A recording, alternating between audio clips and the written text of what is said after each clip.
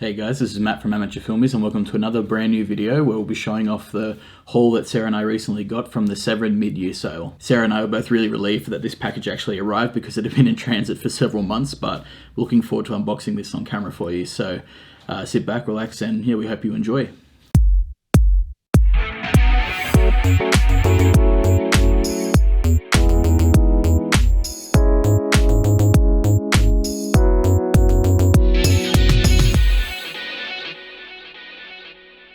So unlike our other Blu-ray hauls where Sarah and I try to watch as many of the movies as we can prior to filming the video, this is obviously an unboxing, so I haven't had the chance to, watch these films yet because, I'm unboxing it for the first time right now.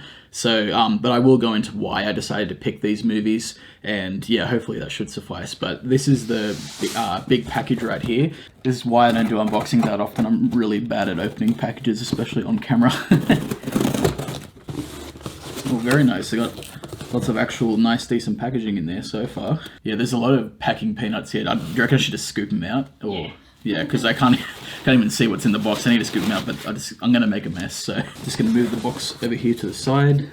Okay, so the first thing we have to show is not a Blu-ray or a DVD, but it is actually a t-shirt, which I'm very excited to have because now I can actually rep Severin in public. So glad to have this. I think it's actually better to have the shirt on while we're doing this unboxing, so let's try it on. I actually really like how this looks on camera. I picked the pink because I thought it would pop a little bit better, so I actually like the look of it, yeah. So let's finally get into the movies. So the first one I have here I'm really excited about, which the same can be said for all these movies really, but I'm really excited to have this one. This is Shocking Dark. Now, I'm really happy to have this one because, one, it's directed by Bruno Mattei, and two, it's co-written by Claudio Fragasso, who is most notoriously known for Troll 2, which is really exciting. I love Bruno Mattei. His films are absolutely terrible, but they're such fun to watch. In particular, this one is supposed to be a mashup rip-off of, I think, both Terminator and Aliens. So that just sounds like peak cinema to me, so I cannot wait to actually watch this one. So next up, we have Wild Beasts. This one I'm really excited to watch because I love killer animal creature feature type of movies, and the plot of this one just sounds absolutely whacked. Basically it says here, when PCP gets into the water supply of a city zoo, the drug-crazed beasts, including tigers, lions, cheetahs, hyenas, and elephants, as well as seeing eye dogs and sewer rats, go berserk and rampage through the streets of Rome. This sounds right up my alley. I cannot actually wait to watch this one. It'll probably be one of the first ones I watch because I can tell it's just going to be, as I said, so whacked. Next one we have here is Kathy's Curse. Now Sarah and I have yet another 1970s possession horror movie to add to our collection. I first learnt about this film when I was watching one of the Severin seller videos on YouTube, and I believe it was the Shockwaves team who were doing the tour, and they picked out this film as one that they highly recommend. So that was what turned me onto it in the first place. But Sarah and I just love possession horror movies, especially from the 70s era, because of course you've got The Exorcist and that sort of, not even just possession, but biblical, evil, satanic stuff like, The Omen. We still need to watch Beyond the Door, but I believe it's sort of like that as well. So, glad to have this one in the collection, that's for sure. Next in the box, we have The Killing of America. So I remember hearing about this documentary quite a long time ago, and is a general thing, Sarah and I really do like documentaries, but we don't actually really watch them that much. And as I said, I'd heard about this one a long time ago, so when I saw that Severin actually had released it, I thought I'd give it a go because it's supposed to be a really shocking documentary and really controversial, but also pretty decent as well. So let me know what you guys think of this one in particular, because I'm really interested in it based on the trailer or clips that I've seen and some of the short reviews that I've read. So yeah, I'm really interested in this one in particular. Next up we have The Peanut Butter Solution. Not only is this a great name for a movie, but I have heard the most crazy things about this movie, which I guess is already a running theme with some of the movies that I've shown here today. This one is supposed to be a kid's movie from, I think, the 80s, and the common consensus online seems to be that this is the type of movie that people saw when they were younger, it terrified them, and then they had forgotten or repressed it for years, and then when it came to the forefront, when Seven re-released it, people were recalling their times when they were kids and being absolutely terrified of this movie.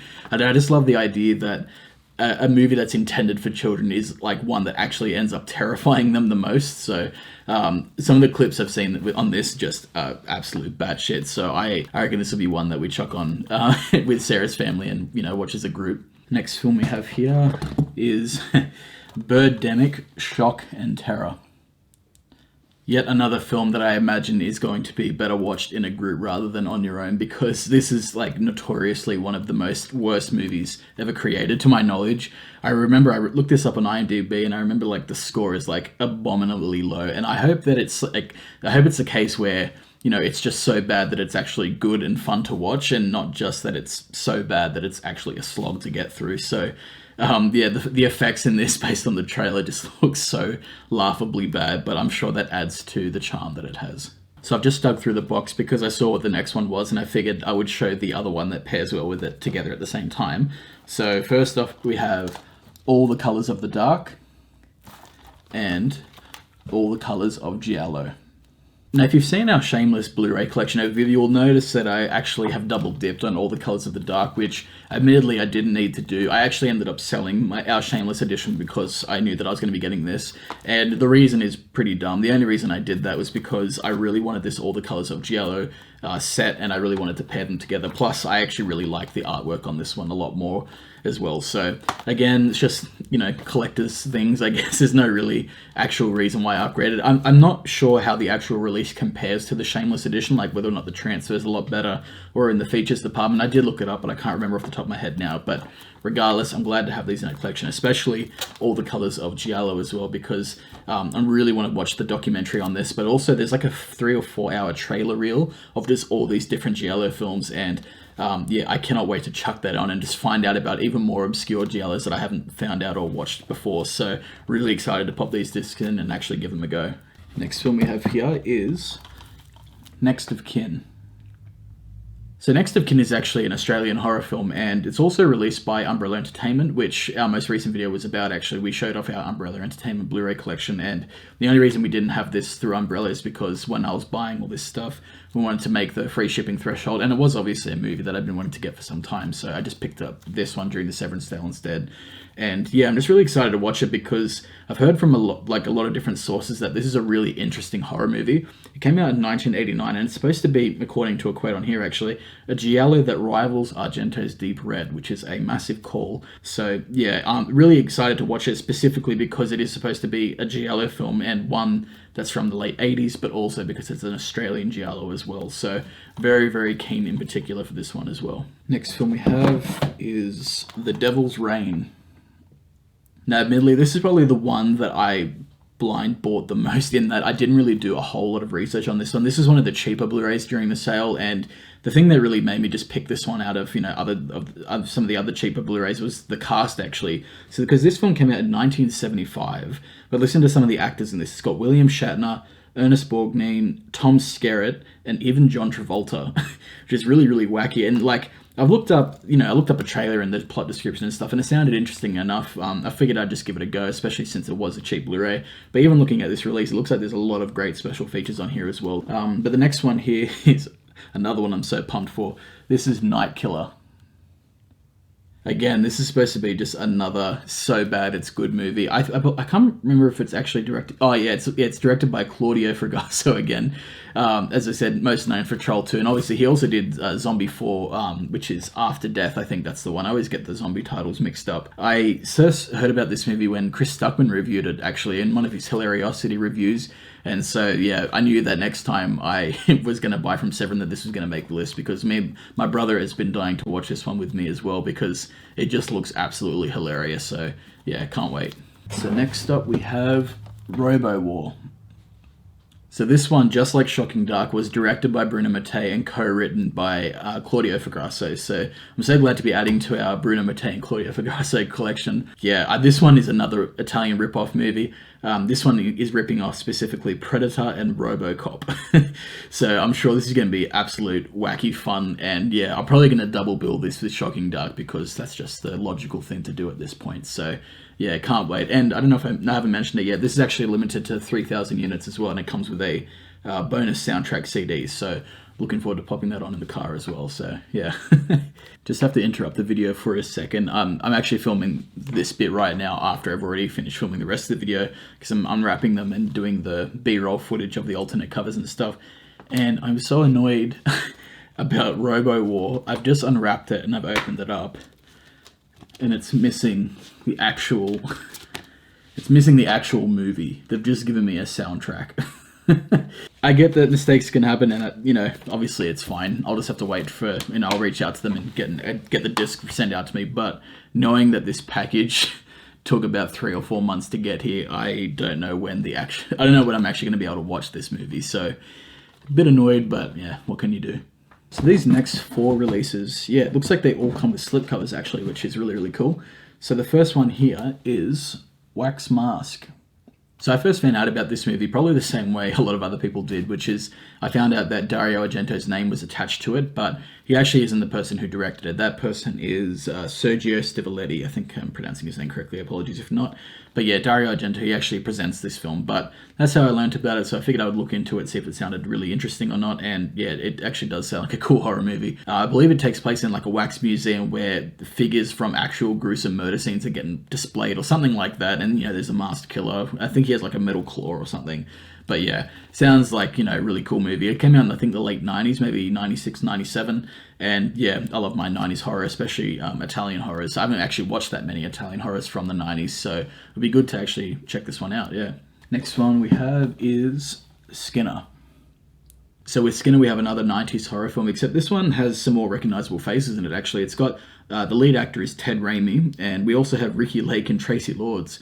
And funnily enough, I actually watched another slasher movie with Ted Raimi in it not long ago with Sarah, and it was actually, came out in the 80s. I don't think it's that well known. It's called Intruder. 88 Films actually distributed it as well, and both Ted Raimi and his brother Sam Raimi, who I'm sure a lot of you guys know as well, both acted in that one, which I thought was really cool. But yeah, Ted Raimi takes the lead in this. I don't think I've seen a movie where he takes the lead, so it'll be cool, especially since I think he plays the killer in this movie.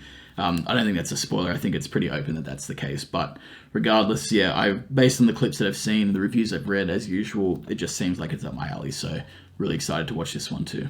So the second last one we have is Death Warmed Up. But yeah, this is another blind buy, similar to what I did with, you know, The Devil's Rain. I don't know a whole lot about this one. I do believe it is another Australian horror film, though. And I do know as well that Umbrella Entertainment also have a release of this, but I figured I'd pick this one up during the sale for the same reason I got Next of Kin. And yeah, especially with this one, let me know what you guys think of it if you've seen it, because I don't know a whole lot about it. Again, I just, you know, as I always do with the sale, I read the plot, I watch the trailer, and then, you know, I decide then and there. But I haven't actually heard that many things about this movie. So this one was one of the ones I definitely did take more of a chance on, but hopefully it will pay off, which I'm sure it will. And lucky last, we have V, or Vi. I'm not actually sure how you pronounce it, but in particular, I love the artwork on this one, and the back as well. Looks absolutely fantastic.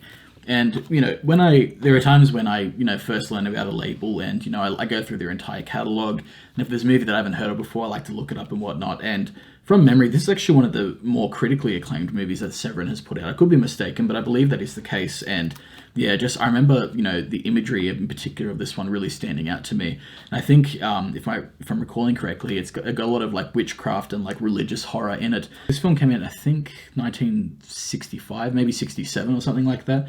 And yeah, and I know I keep referencing these Severin seller videos, which I do recommend you guys check out if you're a fan of Severin, because they're similar to like the Criterion Closet videos where they get like established actors to come in and like, you know, pick movies off Severin's shelf and like talk about them. And Richard Stanley actually, he picked this one out and spoke about it, and he definitely convinced me full on to actually get this movie, because I really like Richard Stanley's obviously Color Out of Space, and just him as a person, I thought he's a really interesting guy. But yeah, I cannot wait to watch this one. As I said, the imagery in it, the horror looks really interesting and intriguing, and yeah, it should be really good.